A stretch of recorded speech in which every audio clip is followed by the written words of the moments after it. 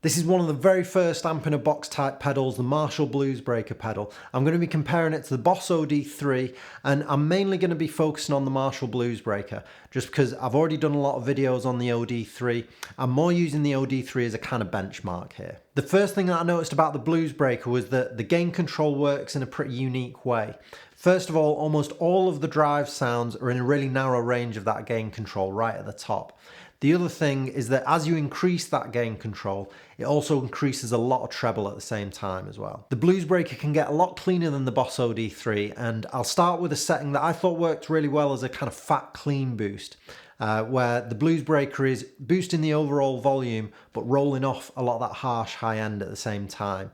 If you're wondering why the tone control is set all the way up, it's because of the way that gain control works. Like I was saying before, if the gain control is set high, it increases a lot of treble. If it's set low, it's a very dark sound like this. So I've had to raise that tone control just to balance out the EQ a little bit.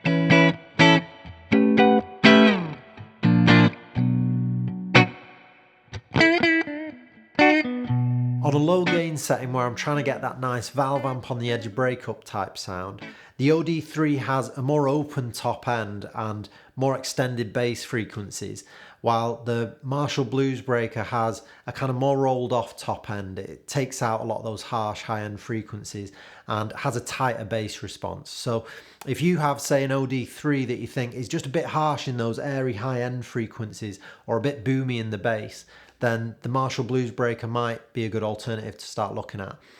In terms of the overall texture of the overdrive sound, they both sound pretty similar to me.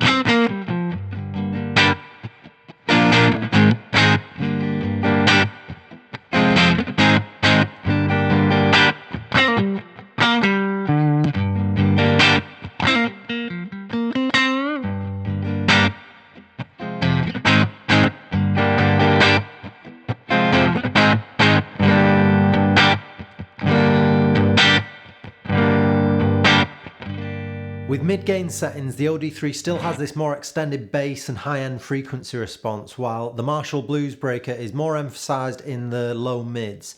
A nice way to think of it might be to think of the OD-3 as a larger amp sound, you know, like a big speaker cabinet that fills up quite a lot of frequency space and really fills that range.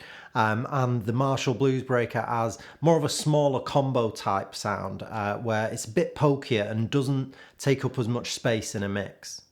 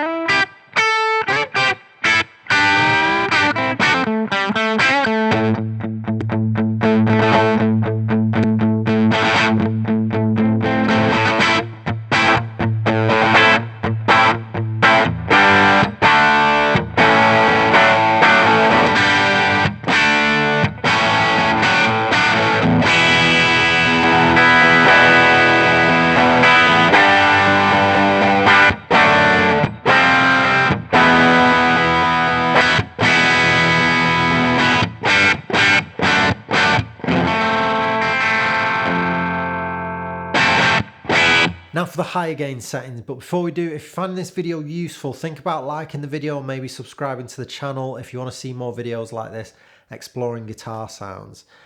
So for the highest gain setting on the Bluesbreaker, that mid focus that it has really starts to become apparent compared to the more open sound of the OD-3.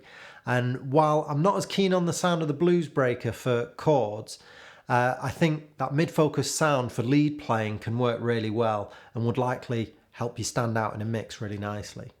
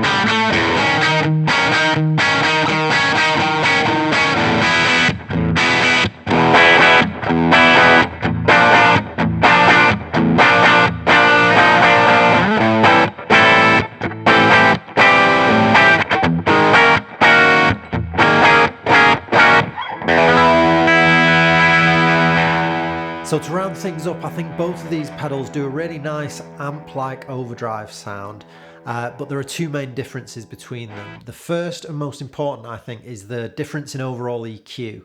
So while the OD-3 has this bigger, fuller frequency response that I would say is more suited when you are at a gig and you want to fill the room, you know, you want a big sound, or if you want that type of sound for recording, the OD-3 is the one to go for that. But the Bluesbreaker has a more narrow frequency focus. It's more focused in the mids, and that would be the one I go for more if you want to just poke through in the mix. Say you're in a large band and there's keyboard players and horn players. I think the Bluesbreaker would slot into that mix quite nicely.